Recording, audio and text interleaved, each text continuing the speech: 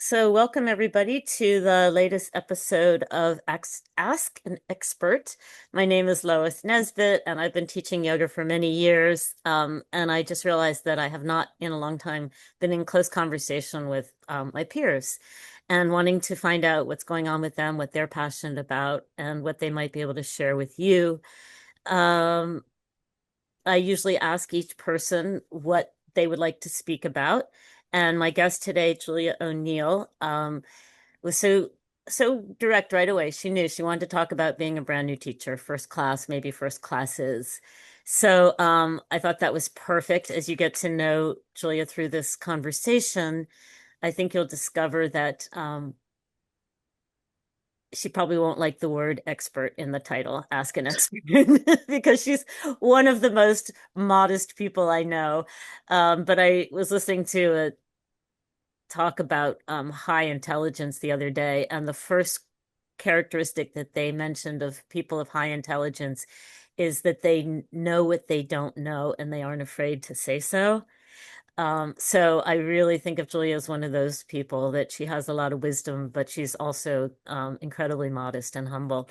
So that said, she has a pretty impressive background. Before turning to yoga, she was a formally trained artist, painter, and had her own graphic design firm. And then went on to be a mom. And as I understand it, yoga is her second, or maybe if painting and graphics were two, her third act. And Yeah. so we're going to hear about how she took that turn, which is actually quite common for yoga teachers in our world. It was definitely for me third act. So anyway, we're going to get started. And I guess the first thing I wanted just for all of us to learn, because I don't know either, is what first drew you to yoga? And then the second part of that will be, and then what led you to want to become a teacher? Gosh. Thank you, Lois. Thank you for having me. This is a really cool, fun thing to do, and you're right. It's a really good way to connect, and I admire you for doing it. I don't think I would have had the ovaries to do it. Um, uh, the first time, I'm just thinking about the first time I ever went to a yoga class, and it was, like most things in my life, it was something that I got to through another person, a friend. Like it wasn't something that was existed in my world, but I had moved to LA to go to college and um post I think it was post college, but while I was in art school, I was just going to get coffee with a friend and she kind of steered over towards this um monastery in Brentwood, California, and was like, I heard that there was a yoga class here. Let's go try it out. And we did. And the woman who was running the yoga class, and I'll never forget this, she had us sitting for the initial part of the warm up, but the breathing before the warm up. And she said, breathe in as if you're breathing in silk, and then breathe it out as if you don't want it to blow away. And I'll never forget that. And I'm definitely not saying it as beautifully as she said it, but now every time I take a deep breath, that's what I think of. And it's like such a luxurious and beautiful way of thinking about the act of breathing. Um, and then I remember the crystal clear vision I had after that class, just from all of the oxygen and the movement. And it wasn't a tough class at all. It was just very gentle. I think she was like in her 60s, which is like I'm climbing up there now, and teaching it. And I had no idea, I had no expectations or anything, but it wasn't like a difficult class at all. It was mostly breathing and kind of just moving. But that I'll never forget that. And the way I felt afterwards and that physical illustration of breath stuck with me. And I wanted to keep finding that and keep chasing that like the post yoga clarity. And I love that she got you on the more subtle level, because most people, myself included, we get into the what my philosophy professor calls flow and glow, Yeah. like athletic, postural challenge, sweaty, wringing the towel out kind of feeling. Yeah. And she took you into really a more subtle level. of the breath, right? The innermost layer after the physical body. Hmm. Wow. And you said you never forget how you felt after that class. Can you describe the feeling? It felt like my lungs were open, my eyes were open and clearer. It just felt like I was seeing more color, I was seeing more sharpness. It just was this almost more peripherally. It just felt like I had a wide lens, a beautiful, Mm. colorful wide lens on that I hadn't had or that I hadn't noticed before. Yeah, and of course it was LA, so it was sunshine and palm trees and that kind of thing, which is not hard to look at. But Yeah. yeah, so it was just I'm always drawn to color and anything that will enhance that, you know. Including the way Um, you are framed right now by all the yeah, no, messages. I can't. It's Yeah, beautiful. it's a tick. So then, did you follow up with another class? How'd your yoga progress from there? From there, I actually all of a sudden, like yoga studios were popping into my vision that I had never seen before. There was one in the alleyway. There was an opening to one in the alleyway outside of my apartment building that had been there forever that I'd never noticed before, and it was Ishtanga. And I didn't know what that meant, but I tried that. And then my friend and I, who had gone to the initial one, we went to a couple in Brentwood, and we just kind of just started looking around and trying out different things. And we had no idea what we were doing at all. Mhm. But every once in a while, somebody would, you know, we'd be in a down, or I would be in a downward facing dog, and someone would press that magic spot at the base of your back and the top of your um, sacrum that was just like where it felt like somebody had just done something like holy to your body. Mhm. Um, and then I started chasing that and like who am I gonna, who can do the same thing that what all these things that were happening to me, my body, my mind, that I'd never experienced before. Um, were coming from yoga and it I don't know if it was like a hot time in LA that was that or if I just started noticing it like that word that somebody says once and then you hear it every day afterwards. Well, we're so fortunate that we live in a period now, time now when there is a lot of yoga. There Yeah. wasn't so much when I started. And LA and New York being major hubs for it. So yeah, like yeah, every street corner there's going to be some sort of a studio, whatever we Yep. yeah, we're very lucky that way. And yet it doesn't, not everybody gets it right away the way you did. I feel Yeah. really fortunate that was, meant to happen. Uh yeah, and then you said you tried out a bunch of different styles. Where did you land? Or how Um, did you land? well, I mean, it was crazy because I didn't really mean to do this, but again, another friend that I had just met in LA on Hollywood Boulevard on Halloween looking for the same costume, ironically, was like, you should come to yoga with me tomorrow. And I was like, okay, great. Another yoga studio. And she brought me to Bikram. Mm. And then it was like a whole different world. And now we're talking about what you were talking about initially, the flow and glow, but this was like times 10. So just for listeners who aren't familiar with Bikram, you want to just give a nutshell what that style brings and what's required, so forth. Yeah, Bikram is not something to start yoga with, I don't think. Because it's very intimidating. I mean, especially if you're looking for a good stretch and a nice breath work. It's a very intense hot yoga that's based on 26 poses that are done in a 90-minute period most often, um, with the room temperature around between 101 and 104, and with a ton of people. And the first half of the class is done standing up in poses in the air, all balance poses, and then the last half is done on the floor in more sort of stretching and floor muscular exercises. But it's supposed to make you sweat your ovaries off, and um and it's based on alignment and structure and endurance because each pose is held for I think the first round is held for 1 minute and second round is for 30 seconds because they repeat um, the poses several times on the first half. Yeah, something like that. And Anyway, I it's will, really intense yeah. And I will and you say that, sweat yeah. through your toenails. So 30 seconds or a minute doesn't sound like long until you try it. Yeah, yeah, Holding a pose, especially like a lot of those, I believe they're balancing poses. That's a challenge. yeah. And then try it hung over,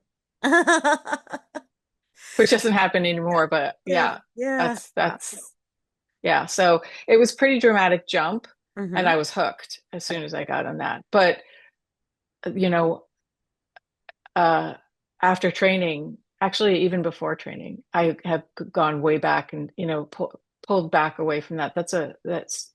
And now I am much more oriented towards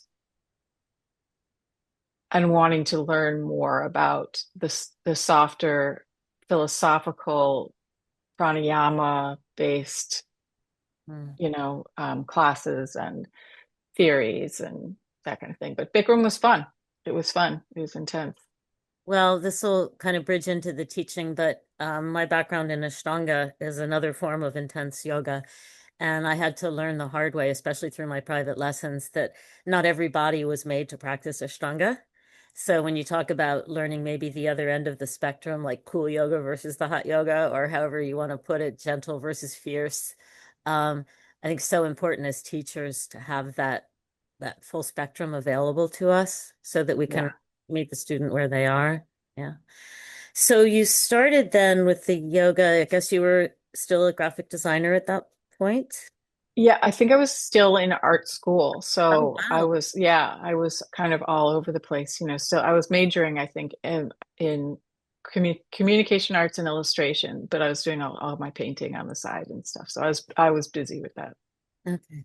So then you did go on to have your own business as a designer. I'm wondering when the turn toward teaching came and if there was anything in specifically that motivated that. Yeah, definitely. So I I was graphic designing and illustrating in LA. Then I moved to New York because always wanted to live in New York, and I was kind of done with like 24 hours of sunshine. And um, So I know tired. it's so ungrateful of me. Um, and so I moved to New York, and I knew that my business would pick up there. And then I met my husband. We had children, and um, you know, life happened, kids happened. I'm still working, I'm still raising my children, and then COVID hit. And we gave up our lease in Manhattan and moved out east to Long Island, to West Hampton. And COVID was rough on everyone. We were very lucky. We had a good place to land and a nice community to land in. But a couple of years of that and not really knowing anyone out here, I was lonely and um, there was, there was only so much you can do through your children. And I was so used to having something that was mine. And I was really feeling like I needed something that was mine. Oh, I forgot a bit. Um, right before COVID, I had broken my back. And I had been doing yoga, throughout my life up until then. And when I broke my back, the doctor said the one thing That was not from yoga. no, it was Okay. not from yoga. It was a roller coaster. Okay. It was not yoga. Literally I a think roller coaster? literally a roller Oh, coaster. Yeah, I crushed my 12th thorax anteriorly and had to wear a brace for 2 years. And when I asked about PT, physical therapy, and he said, you could do pretty much any kind of physical therapy you want, but you can't do yoga. You're not allowed to do yoga. And I was like, that's impossible. And so I kind of sat with that for a year, and I think it really became a really source of trouble in my heart. And and then this little studio opened up in town that hadn't been there before. And there had been one yoga place, but it was just with COVID and everything, it had lost its before footing. we get on to the studio, because this is so common, the doctor saying you couldn't do yoga. Did he give you an anatomical reason? He said that the twisting Okay. would would grind down the crush, it would grind down the crushed vertebra even more. And then I would lose height. I would be more bent. That bad things could happen because it had to heal. Like it wasn't corrected. It just had to heal the way that it was. And so he was afraid it was going to be unstable. So anatomically, he wasn't wrong because when we twist, it does compress the spine. So, okay. But just Right. to be clear, because a lot of listeners are going to go, oh, yeah, my doctor said not to do yoga. I hear this all the time. I'm like, well, Yeah. there are ways. There's a workaround. Like, let's talk about this instead of just dismissing it. But yeah, okay. Sorry. Yeah. So the coincidence or the sort of the blessing behind all of this is that part of what Bikram teaches you is the and what most yoga teaches you, just to be clear, is the elongation of the spine and lifting out and away from the base of the spine, um, in order to gain more space for movement and twisting, which is what the spine is supposed to do. And I had always been a very, very big, I was so respectful of the length of the spine while I was doing Bikram because it helps with the poses. And then you translate it into any yoga and it's the same thing. And so it became the basis of my yoga that I eventually did after those 2 years in the brace. I just became very conscious, excuse me, of um my spine and keeping it long throughout all of my um whatever class I was taking, whatever. And I started very small and then grew. And then I finally found a Bikram class or 26 and 2 class, which was the translation of Bikram. And um, I was reminded about alignment and the expansion or extension of the spine. And I never ever felt any pain. Mm, Um, and I kept going and I just kept trying a little bit more. And I was scared. But I mean, I could be scared walking down the street, like I could be scared bending and picking up the garbage, whatever it was. And I just started realizing and being very conscious of the muscles that I was building around my core. And I never, knock on wood, um, ever had a problem. So the doctor, like it made it kind of, I had to sort of reframe my recovery or at least the advice that I got from my doctor in the recovery because I became more determined to keep doing yoga. I just couldn't understand the idea of not doing it anymore. And so when after a year without my brace and a few yoga classes under my belt, I and the loneliness of being in a sort of ghost town after COVID and not having a career that I really felt was, you know, sustainable. I found a studio that was doing a yoga teacher training, and I jumped in. And okay. I just thought this was going to be, the training would take up some winter months, Mm, and I would gain a community of women who liked the same thing I did, and it just seemed like yeah. sounds like a good idea to me. And then you went right into teaching from there? No. Then I was scared. Okay. Then I was just plain old scared. And I just kept doing my own, going to my own yoga classes and keeping, my skills up. But I was too scared to look, too scared to teach. Like I'd have friends over and do some like a few Zoom classes or whatever if somebody asked, but I was like just too scared. I thought I only have 200 hours. Who am I to teach? All the stuff that we tell ourselves every day about a new challenge or skills that we're meant to have, but we know deep down we don't really have. And, I have the certificate, but I don't have the confidence. And it took me a long time, probably about a year before I What actually what tried to actually moved teach. the needle on that? What brought you to what gave you the courage eventually to try? It was my yoga, the one of the women that trained me just said there's a woman in Southampton who runs a studio and she's looking for yogis that have been freshly trained. Mhm. And I thought maybe you'd be interested because you don't have a yoga job yet. And then that took me another 3 months. And Uh, then finally, a friend who who trained with me, who had a lot more training before she took this other training, said, "You need to just do this. You need to go, and you need to go in and demo and just get it done. Get it. If even if you screw the whole thing up, and she hates you as you walk out the door and tells you never to come back, you've done it."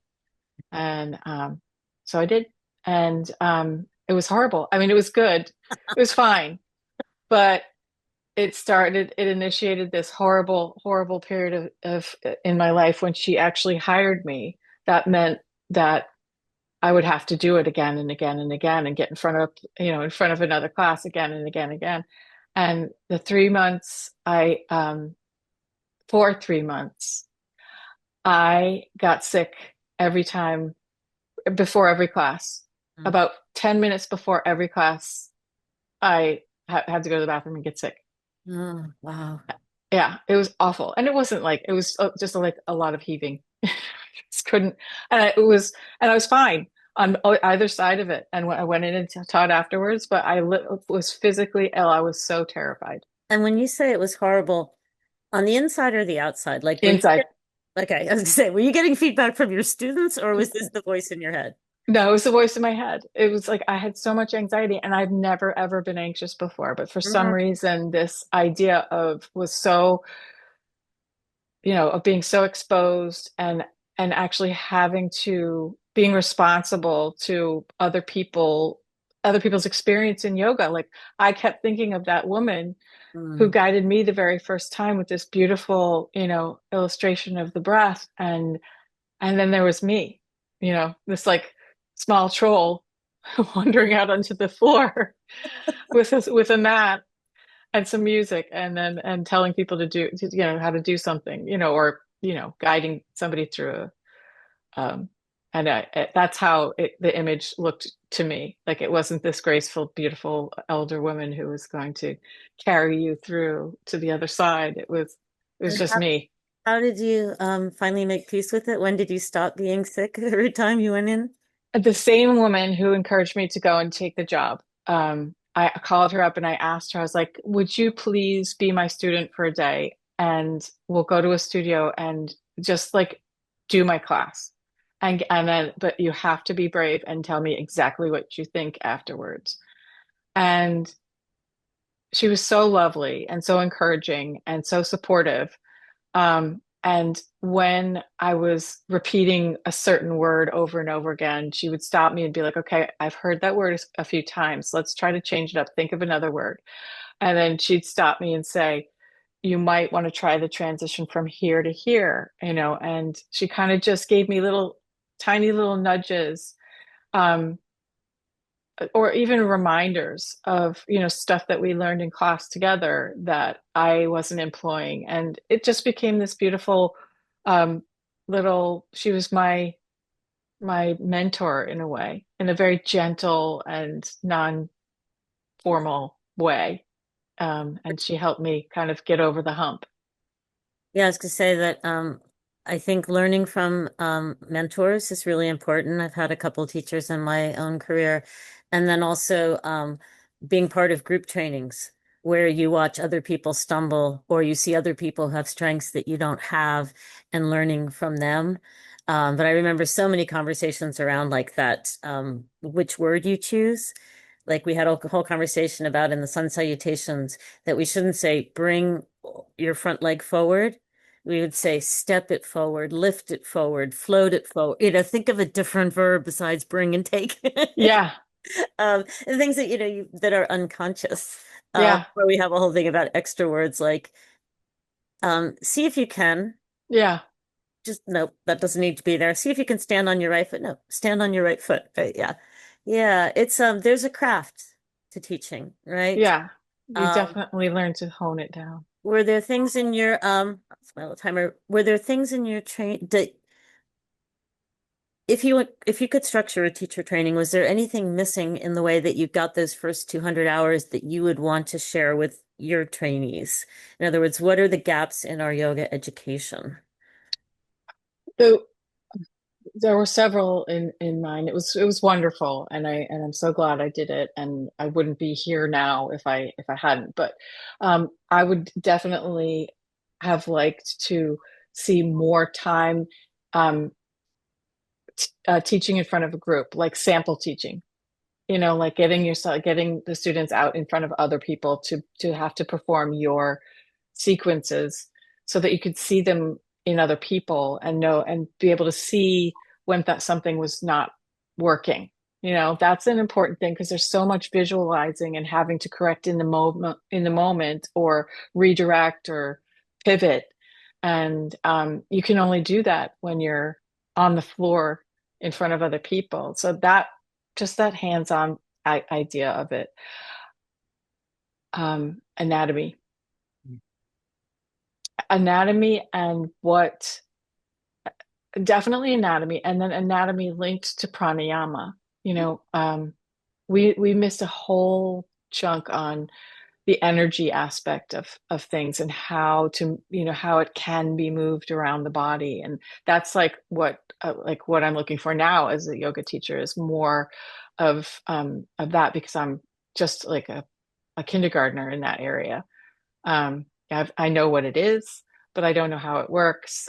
And I know that there are reasons why it does move and ways to block it and unblock it. And yeah, I don't know anything about that. And so that's kind of my next level. And that was not a strong aspect of it, but I'm not sure if it should be in 20 in 200 hours. Mm. Maybe that's a But yeah, 500-hour thing. personal opinion, 200 is like not nearly adequate. So wish we could go back and revisit those standards because we're not on a par with, massage training is 1,000 hours.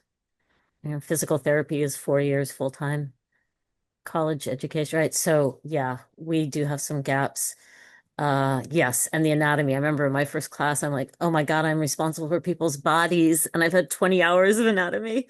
There is a man named Leslie Kaminoff who teaches or used to teach a class called yoga anatomy and very breath, all about how the breath worked on an anatomical level, priceless information. But you're also talking about the energetic level. And I think one of the cool things about yoga is that, yes, it will help you as a teacher to learn those skills and how the tradition has articulated them. And in a way, the body takes over anyway, and it has its own wisdom. And it's my personal belief that that prana wants to move. And if we get out of its way, it will. Right. So, that feeling you had in your very first yoga class, yeah, you've had the experience, even if you don't have the terms to articulate it. Yeah. And I think we can trust also that that sort of experience is available to our students, even if we're not able to give them a point by point. Yeah, The absolutely. magic Just to be able happens. to, yeah, because I mean, just to have that in the vocabulary in it, in at least in at least a manner that makes sense, um, that people could get the idea that there's something a little bit more, that it's not just you trying to squeeze your body into this position with while you're panting, you know what I mean? It's actually like a whole different thing.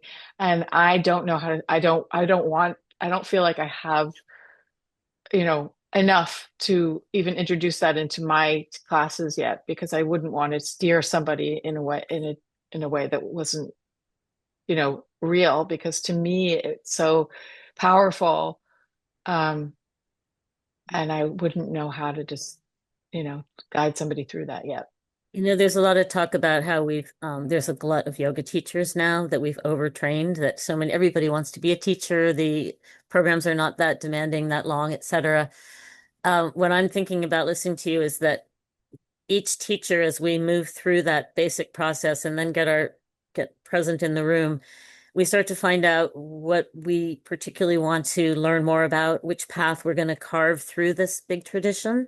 And so for you, this breath, energy, pranic level, will probably be your next step and will define how you teach. And you'll be able to offer that, which is very different from someone who might be more interested in the athleticism or the lifestyle, or the yoga off, Hmm. whatever, or the philosophy. So I think there's room for everybody because, as long as we follow our passions, we'll have something unique to offer.